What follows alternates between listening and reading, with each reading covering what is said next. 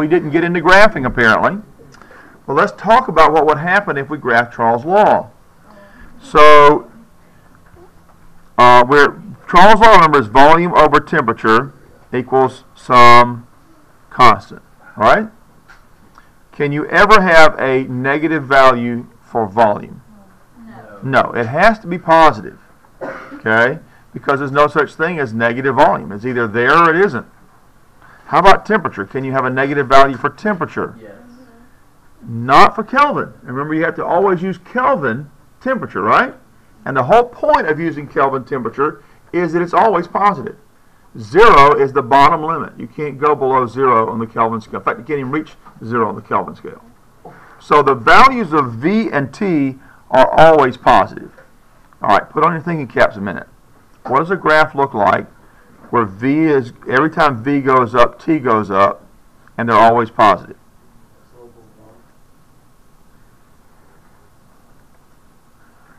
And what kind of relationship did we say that Charles' law had? We called it something yesterday. We used a term.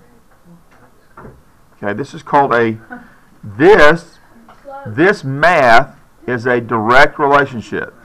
Shows that there's a direct relationship between volume and temperature. So a graph that looks like this, also tells you that there is a direct relationship between whatever the variables are. So any graph, anytime you see a straight line, positive slope, that's an indication you have a direct relationship between the independent and dependent variables. Okay, now there are two graph patterns you have to know. One of them is a direct relationship. So if you ever graph anything in a lab or an experimentation and you get a positive slope, straight line, you can interpret, you can analyze by saying there's a direct relationship between the two variables. Does that make sense? And one of the things you do every time you graph is write an analysis. It's part of your figure label. It's the third thing on the list of things you're supposed to put on your figure label. Figure label is supposed to have what's in the graph, why is it important, and what is the pattern. That's your analysis. A direct relationship says that's the pattern. Make sense? All right. There's another relationship that you have to know how to recognize when you see it. Okay? And this relationship looks like this.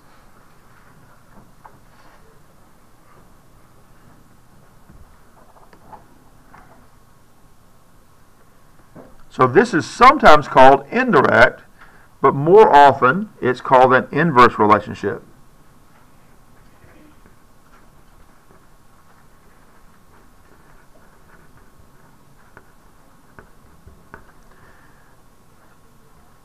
So the graph would indicate there's an inverse relationship between whatever the two variables are, the independent and dependent variable.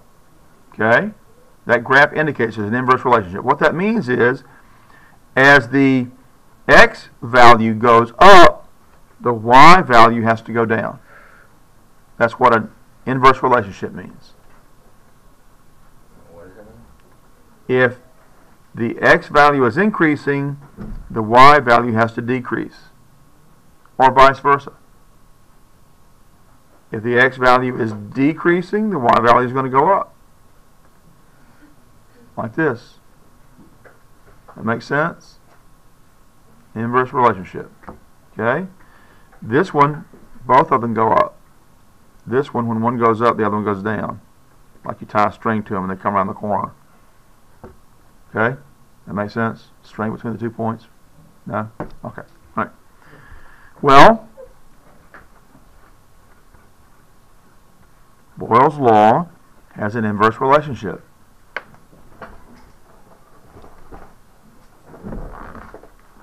So when Mr. Boyle was testing the behavior of pressure on the gas and the volume of that gas, and he walked up and down the stairs in his 4-story home, he found that there was a direct relationship between pressure and volume. An indirect relationship or an inverse relationship. He found that when the pressure increased, the volume decreased. If the pressure increased, the volume decreased. So in his basement, a volume of gas might be, let's just say for the sake of something to give it, 10 milliliters. And as he walked up his stairs and the pressure got lower and lower, because air pressure gets lower when you go higher, he found that the gas expanded. It was larger. So as the pressure decreased as he went up his stairs, the volume increased, and vice versa. If he started at the top, he'd find that the volume was greater at the top of the stairs than it was at the bottom of that 4-story house. Got it? Make sense? Well, actually, it was a 5-story house. He had a basement and he had a little tower on the top. So, anyway, so if in fact this relationship is so mathematically predictable that he found out if you multiply pressure times volume, you always get the same answer. And the same answer is a constant, so we call that lowercase k for a constant. Well, just like with Charles' law, if we change the pressure of the volume, if the pressure and volume always equal k, then if I've got a new pressure, I've got to have a corresponding new volume such that P1 always equals, P1 V1 always equals P2 V2. We're multiplying these numbers together now. Okay?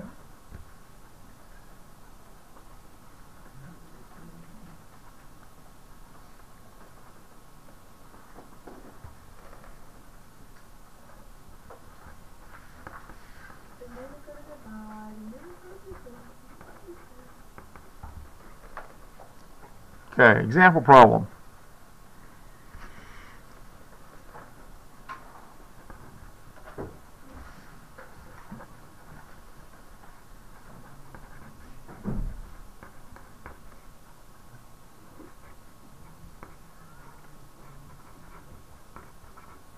A gas contained in a cylinder with a movable piston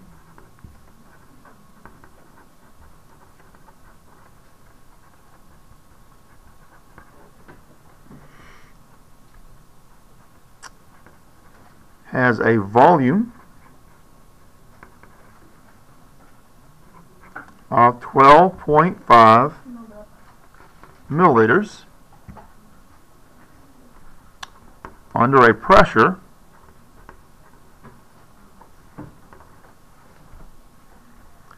of 2.25 atmospheres. ATM stands for atmospheres.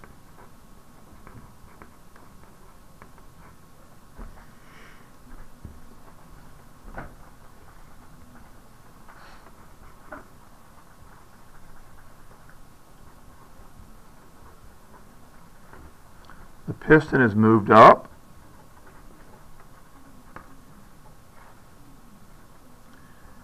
increasing the volume to 19.3 milliliters.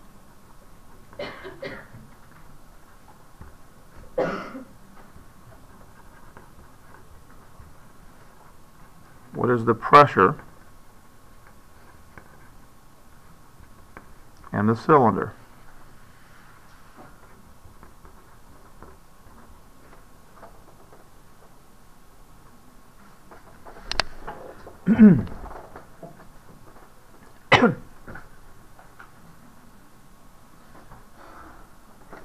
Okay, what was like the first thing we always did when we're solving a gas law problem starting yesterday?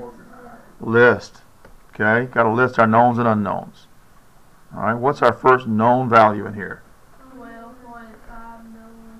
12.5 milliliters. And what dimension does milliliters measure? Volume. So there's a volume. What's the next thing we find in the problem? 2.25 atmospheres. Okay, and that's and I even give you a clue over here, that's a pressure. Okay. Now I've written these problems so far for us so that everything's kind of like the first thing, two things that go together are written first, and the next two things that go together are written next. But you got to be careful when you read a problem and make sure that that's what's happening. If it's not, you got to put the right pressure and volumes together. Does that make sense? Yeah. or temperature and volume. Okay, so read the problem and interpret carefully. All right, so then the piston's moved, so something's changing here. The next things it's going to tell you about are things that are changed then. We're increasing the volume to 19.3 milliliters. So this is a new volume. We're going to call it volume 2. We're going to call this volume 1. It then asks, what is the pressure in the cylinder? Well, that's our new pressure going along with that volume. We don't know what it is, making that volume 1. I mean pressure 1. Okay? All right. As we get to more and more gas law problems, we're going to be looking up the equation we need, and we go to the test references and find the equation that fits this list of variables here. Okay? V1, P1, V2, P2. And V1, P1, V1, P2, V2. There it is. Okay? That's what I'm going to write down because that matches what I'm trying to solve for. P1, V1 equals P2, V2. All right? So we've made our list, put down our equation. Now what do we do? Substitute. P1 is 2.25 atmospheres.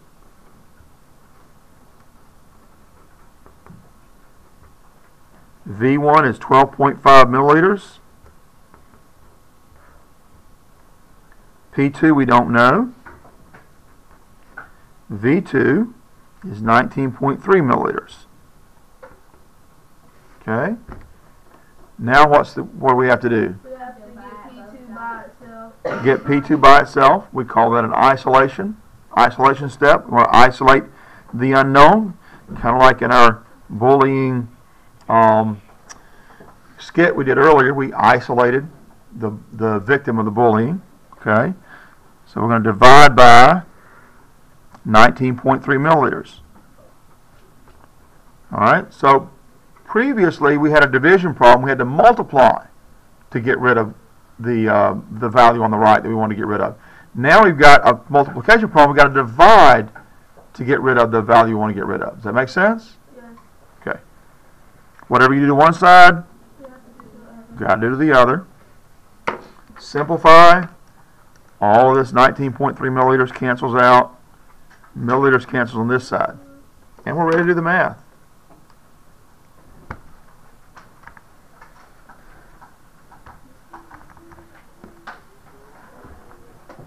Okay, so 2.25. You should be practicing with your calculator. I hear people getting out the calculator. That's great. Every time I do a problem, you should be practicing with that calculator. If you practice with that calculator, when it comes time for the test, you're going to have it down. You don't have to think about it. And you don't have to worry about solving the problems. Okay, so 2.25 times 12.5, enter, and then divide by 19.3. And don't get lazy on me, okay?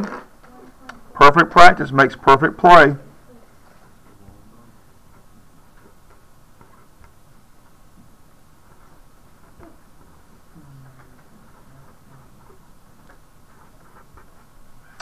We have units of atmospheres left. We've got to keep that. And we have this variable over here, P2. That's what we're trying to find.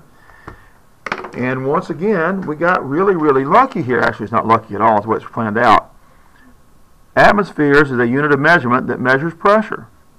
So we know we probably set it up right because that's what we have left here. Okay? I need to round off now to the correct number of digits. How many digits do we need? 3. 1, 2, 3. Underline from there over. Draw an arrow to show we're rounding off. And what is our answer going to be when we round off? 6. 1.4 atmospheres. P2. Okay?